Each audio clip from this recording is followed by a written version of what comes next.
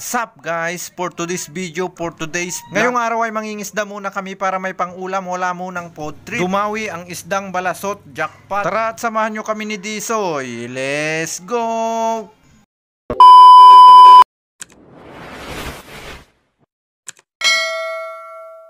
Kumusta mga kabuli? Dito nga nandito na kami sa gilid ng dagat para mangisda at dito ay inaayos na nga namin itong aming bangka. Chine-check na muna namin ng maayos itong aming bangka para naman hindi kami magka-problema habang kami ay nangingisda. Dahil nga tuloy-tuloy ang takbo nitong makina, hindi titigil dahil ang gagawin naming pangingisda ngayon ay pataw-pataw. Dito nga ay dalawa lamang kami ni Kuya Disoy ngayong araw dahil may trabaho nga ang iba naming mga kasama. Ito naman ang lagay ng dagat ngayong araw, napakalinak, may kunting alon kaya kami nag-iinggan yung magpataw-pataw. Ang pagpapataw-pataw fishing ay isang styrofoam na may kawil na hahayaan lamang palutang-lutang. Ito nga ang aming mga pataw-pataw na may kawil, dito nga ay nilalagyan na namin ng pae. Ang nilalagyan naming mga pamain ay itong mga hipon na maliliit na ang tawag dito sa amin ay pasayan. Bago nga namin ilagay itong hipon sa taga ay kailangan muna naming balatan at tanggalan ng ulo. Dahil nga mas gusto ng isdang balasot ang hipon kapag wala ng balat at ulo. Pagkatapos nga namin nalagyan lahat ng pain itong aming pataw-pataw ay pinaantar na nga namin itong aming bangka para nga pumunta sa aming fishing spot.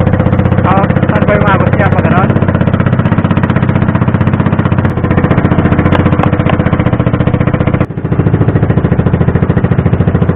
Nakarating na kami sa aming fishing spot, sinimulan na naming ilaglag ang aming mga pataw. Hinagis lang namin sa dagat na isang dipa ang layo para hindi sila masyadong magkakalayo. Hahayaan lang namin magpalutang-lutang dito sa dagat, pag may dumawi saka lang namin kukunin. Itong mga pataw-pataw na nilaglag namin ay mga 20 piraso. Sana naman meron kaming makuha kahit na ilang piraso. Para naman meron kaming maiuwi sa aming pamilya para meron kaming pang-ulam. Dito nga ay nailatag na nga namin lahat itong aming mga pataw, inaantay lang namin na mayroon ng mahuli. Dito pagkalipas nga ng 25 years ay may dumawi na sa aming pataw. Agad na nga naming linapitan ni Disoy para hindi na makawala, baka maunahan pa kami ng barakuda. Dahil nga ang isdang barakuda ay sumisibad ng isda, baka sibadin pa itong nakuha naming isda. Ito nga pala ang first pick na aming huli, ng tawag sa amin ay isdang balasot. Dito nga ay sinigurado na ni Disoy na hindi makawala ang isda, ay sinempa sa bangka. Itong mga isdang balasot ay ganito lang talaga kalalaki, hindi na nga lumalaki. Dito nga pagkalipas ng 5 taon ay may dumawi na naman dito sa aming pataw. Agad na nga naming linapitan para nga hindi na makawala ang isda. Hinila na nga ni Disoy ang tansi, sana hindi sumabit sa ilise. Kapag sumabit nga sa ilise, maaaring maputol ang tansi, sayang naman ang huli. Ito nga ang aming pangalawang huli, isdang balasot na naman, pur Diyos. Dito nga habang hinihintay namin na may dumawi pa sa aming pataw ay namingwit muna kami. Dito nga ay dalawa-dalawang isda pa ang dumawi sa kawil ni Disoy. Dito nga ay nakakuha siya ng isdang rugso at isdang tutukro. Dito nga nakakuha na naman siya ng isdang tutukro, kapag lumaki ay grouper. Dito nga ay nakakuha na naman siya ng isdang rugso, another one. Habang kami nga ay namimingwit, sabi ni Disoy ay may dumawi na naman sa aming pataw. Kahit may dumadawi pa nga sa aming pinamimingwitan ay pinuntahan na namin itong aming pataw para hindi na makawala ang nahuli. Habang kinukuha nga namin itong aming pangatlong huli ay gusto ko lamang i-promote itong aking YouTube channel. Dito nga nag-upload din ako ng aming mga bulinaw adventure at aking pangingisda. Sana naman po suportahan nyo din itong aking YouTube channel at huwag kalimutang mag-subscribe. Maraming salamat sa inyo mga kabuli, dahil sa inyo ay patuloy tayong nakakapag-upload ng mga video. Dahil nga sa inyong pag-like at pag-share ng aming video ay mas ginaganahan kami na gumawa pa ng mga content. Dito nga dahil sapat na itong aming isdang nahuli para pang ulam ngayong araw ay agawid kami. Ito nga pala ang mga nahuli naming isda sa pataw-pataw, may pang ulam na, pur Diyos. Maraming salamat ulit mga kabuli dahil pinanood nyo na naman itong aming video hanggang dito sa dulo. Sana po bago matapos itong aming video ay huwag nyo kalimutang i-like at i-share itong aming video. Maraming salamat